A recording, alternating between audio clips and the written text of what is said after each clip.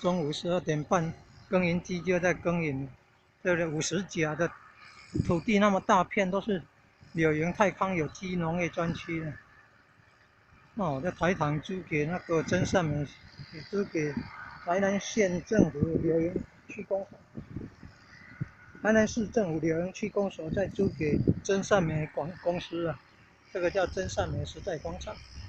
还有卖农具，然后2楼还有餐厅，还有很多人在这边开会，妇女会啦、红十字会的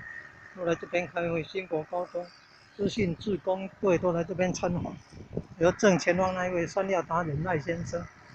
来做导览。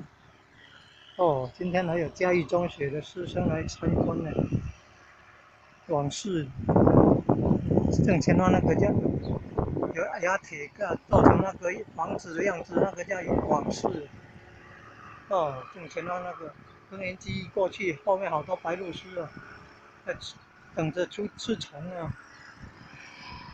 哦，中午12点多，那么这还有